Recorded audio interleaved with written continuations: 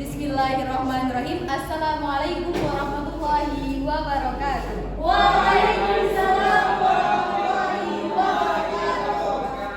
Sebelumnya izinkan saya perkenalkan diri. Perkenalkan, nama saya Siti Wulandari dari kelompok 9 sebagai moderator dari kelompok 10. Baiklah, di sini saya akan mengizinkan kelompok 10 menyampaikan materi tentang aliran komunikasi dalam sebuah organisasi. Kepada kelompok 10 dipersilahkan. Sebelumnya izinkan saya membacakan pantun. Makanlah yang bersama nasi. Memakai baju bersama dasi. Siang ini matkul komunikasi organisasi.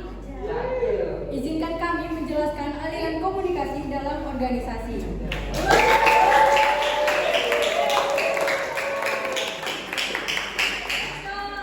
Perkenalkan, kami dari kelompok 10. Saya Veladun Asraf. Di sini saya bersama dengan rekan-rekan saya. Saya Aurelia Tirashendra. Saya Dara Mustika. Saya Dara Mutiara. Saya Sofia India. Saya Yasmin Kristiani. Baiklah, kami akan menjelaskan.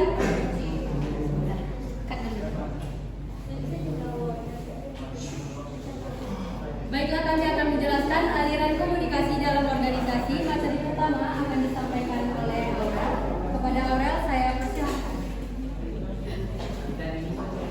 Baik, terima kasih kepada moderator. Di sini seperti yang kita bisa lihat di layar, aliran informasi merupakan proses yang melekat pada sebuah organisasi. Dalam organisasi, aliran informasi mengacu pada pertukaran ide di antara tiap elemen organisasi dalam struktur yang khas dan lengkap. Aliran komunikasi organisasi adalah suatu proses dinamik di mana pesan-pesan secara tetap dan berkesinambungan diciptakan, ditampilkan, dan diinterpretasikan yang hidup dan berkembang dalam sebuah organisasi.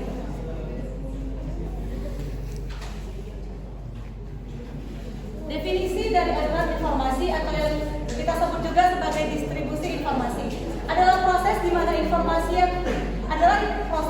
informasi tepat disampaikan pada orang yang tepat dan pada waktu yang diinginkan. Komunikasi organisasi ialah pengiriman dan penerimaan berbagai pesan organisasi di dalam kelompok formal maupun informal dari suatu organisasi tersebut. Menurut Roger sendiri, komunikasi adalah darah kehidupan yang mengalir dalam organisasi. Komunikasi meliputi seluruh kegiatan dalam organisasi yang dapat menghasilkan alat kerja yang penting, di mana akan timbul saling pengertian serta kerjasama di antara anggota organisasi. Sekian dari saya kembalikan kepada moderator.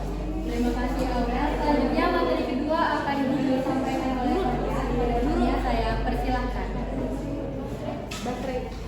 Saya akan menjelaskan sifat aliran. Penyebaran secara serentak yang pertama, penyebaran pesan secara serentak mungkin suatu cara yang lebih umum, lebih efektif dan efisien daripada cara lainnya untuk melancarkan aliran informasi dalam suatu organisasi. Penyebaran pesan secara acak lebih melihat pada bagaimana pesan tersebut disampaikan, yaitu satu untuk semua. Yang kedua, ada penyebaran secara berurutan. Hani menemukan bahwa penyampaian pesan berurutan merupakan bentuk komunikasi yang utama yang pasti terjadi dalam organisasi. Proses penyebaran pesan secara berurutan ini memperlihatkan pola siapa yang berbicara pada siapa pesan yang disampaikan. Sekian dari saya kembalikan kepada moderator. Terima kasih banyak. Selanjutnya materi ketiga akan disampaikan oleh Dara. Kepada Dara, saya persilahkan. Materi selanjutnya adalah komunikasi dalam organisasi. Secara umum memiliki dua jenis aliran informasi, yakni komunikasi ke bawah dan komunikasi ke atas. Komunikasi ke bawah adalah proses komunikasi yang terjadi dari tingkat tertinggi suatu kelompok atau organisasi ke tingkat yang lebih rendah. Ketika manajer berkomunikasi dengan bawahannya, komunikasi ke bawah umumnya dipertimbangkan. Di banyak organisasi, komunikasi ke bawah seringkali buruk dan tidak akurat. Misalnya, kita sering mendengar dari anggota organisasi kita bahwa mereka tidak memahami apa yang sebenarnya terjadi. Kekhawatiran ini menunjukkan adanya komunikasi yang tidak efektif serta butuhnya individu akan informasi yang relevan dengan pekerjaan mereka. Yang kedua, komunikasi ke bawah. Organisasi yang efektif memerlukan komunikasi ke atas dan juga komunikasi ke bawah. Dalam situasi ini, komunikator berada pada level yang lebih rendah dalam hierarki organisasi dibandingkan penerimaan pesan. Bentuk komunikasi ke atas yang paling umum mencakup saran, pertemuan kelompok,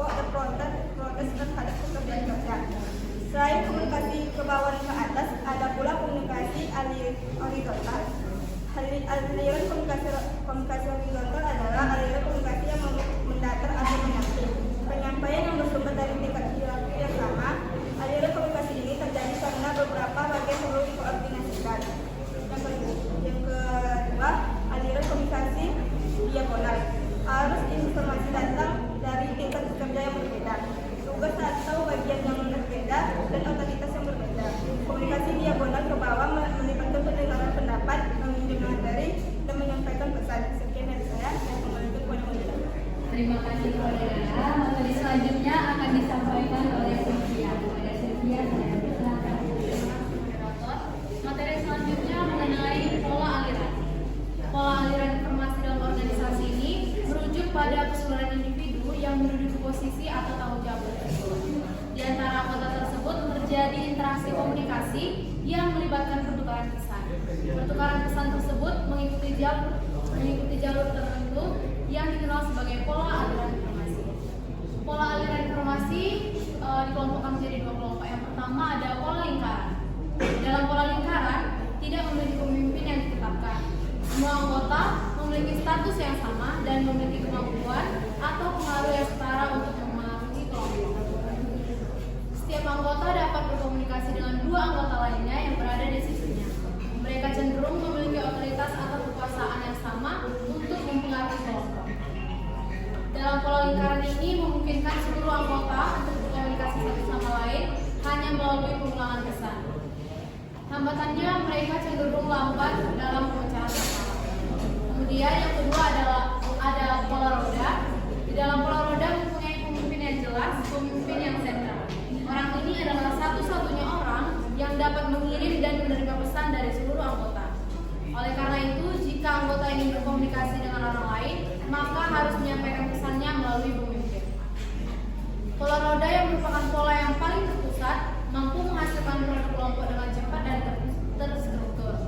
Di sisi lain, pola lingkaran juga memiliki kelemahan dalam hal kecepatan dan menyelesaikan masalah, di mana cenderung menghasilkan sejumlah kesalahan yang signifikan. Namun, dalam penyelesaian masalah yang kompleks, pola lingkaran dapat lebih efisien dibandingkan dengan pola roda. Pola roda hanya efektif dalam menyelesaikan masalah yang sederhana.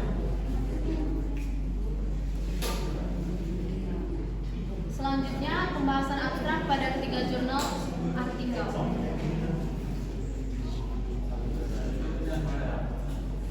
Artikel yang pertama yang kami ambil adalah arah aliran komunikasi organisasi pada media livepower.co.id yang ditulis oleh Fajar Pahlawan dan Sylvia Dewi Rahayu. Hasil penelitian menunjukkan dalam melakukan proses komunikasi organisasi, unsur pertama yang perlu ada yaitu komunikator atau orang yang menyampaikan suatu pesan. Bahwa di dalam suatu proses komunikasi, pemimpin selaku komunikator harus membuat pesan yang dapat dimengerti oleh komunikannya. Terdapat dua fenomena komunikasi yang terjadi di lapangan, yaitu adanya komunikasi dalam konteks top down dan komunikasi dalam konteks bottom up. Sekian dari saya sampaikan kepada moderator. Terima kasih kepada Sylvie. Selanjutnya materi akan dibacakan oleh Hesi. Silakan Hesi. Baik, terima kasih moderator. Kemudian ada artikel kedua, pengaruh pola aliran komunikasi organisasi terhadap motivasi kerja karyawan dalam studi kasus pada divisi IT di bibli.com. Bibli.com adalah salah satu e-commerce di Indonesia. Bibli sendiri adalah produk utama dari PT Global Digital Niaga yang merupakan anak perusahaan dari Jarum. Peneliti melakukan penelitian tentang komunikasi organisasi yang terjadi di divisi IT bibli.com. Karena divisi IT berperan penting dalam aktivitas aplikasi bibli.com, peneliti juga ingin mengetahui apakah komunikasi yang terjadi dalam divisi IT di Bibli mampu mempengaruhi motivasi kerja para karyawan atau tidak. Kesimpulan dari artikel ini, terciptanya komunikasi yang efektif dalam sebuah organisasi dapat mempengaruhi motivasi kerja karyawan. Komunikasi juga baik dapat membantu menciptakan hubungan yang positif antara anggota organisasi termasuk atasan dan bawahan. Komunikasi organisasi yang efektif mempengaruhi sikap dan perilaku karyawan dalam menghadapi lingkungan kerja. Artikel yang ketiga ada aliran komunikasi organisasi divisi Recovery Management Astra Kredit Kompeti Bandung. Tujuan dari penelitian ini adalah untuk menganalisa secara mendalam peran komunikasi dalam mengidentifikasi partisipasi karyawan pada divisi Recovery Management perusahaan Astra Kredit Kompeti cabang Naripan Bandung. Penelitian ini menggunakan acuan dari teori aliran komunikasi dan beberapa konsep partisipasi karyawan. Kesimpulan dari jurnal ini, Komunikasi ke bawah oleh pemimpin bertujuan untuk menyampaikan target dan kebijakan perusahaan kepada bawahan, serta mengimplementasikan program PDCA untuk memonitor kerja karyawan. Keterbukaan dan motivasi karyawan untuk berkontribusi dipengaruhi oleh budaya perusahaan yang kooperatif, dengan hasil yang memuaskan memungkinkan karyawan untuk naik tingkat dengan struktur organisasi. Kendala dalam partisipasi karyawan meliputi kurangnya kemampuan dalam berkomunikasi dan kurangnya keterlibatan dalam komunikasi dengan pihak eksternal. Baik, Terima kasih Elsie. Berdasarkan penjelasan yang telah disampaikan oleh rekan-rekan saya tadi, dapat disimpulkan aliran komunikasi organisasi adalah proses dinamis yang terus-menerus menciptakan, menampilkan, dan menafsirkan pesan-pesan yang bertahan dan berkembang dalam suatu organisasi. Aliran komunikasi dalam sebuah organisasi memiliki dampak yang signifikan terhadap efisiensi organisasi, baik dalam hubungan antar pribadi maupun dalam mencapai tujuan organisasi. Efektivitas penyebaran pesan komunikasi dapat diukur dari tingkat penerimaan, pemahaman, kepercayaan, dan tindakan yang dihasilkan. Sekian dari saya kembalikan kepada Bulan. Terima kasih kepada kelompok 10 atas presentasinya yang sangat bersemangat. Baiklah, saya informasikan kepada kelompok 9 untuk mengirimkan pertanyaannya ke dalam grup kita. Sebelumnya, kesalahannya kepada diri saya sendiri, kebenaran hanya milik Allah Subhanahu wa Ta'ala. Assalamualaikum warahmatullahi wabarakatuh.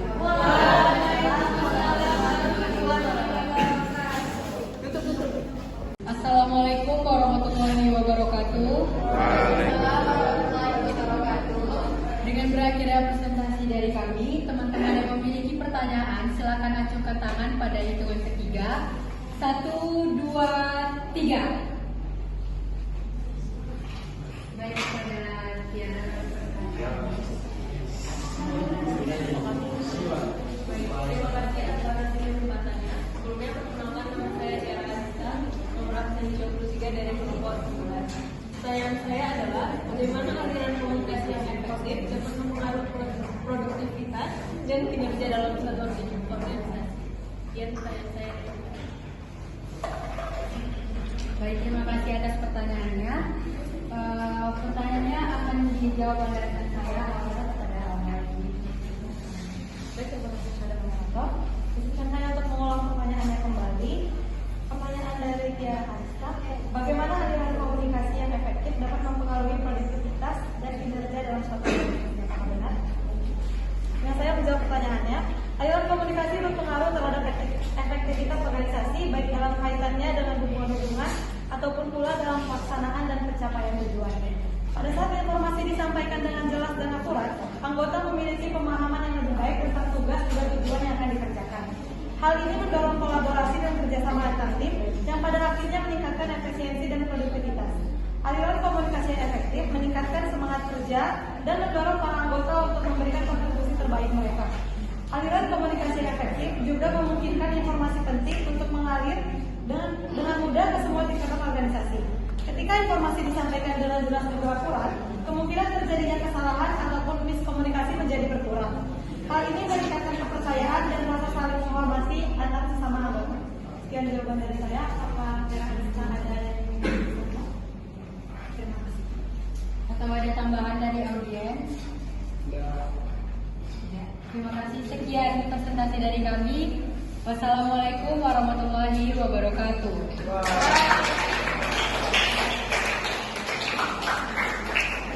Dari senja telah tenggelam.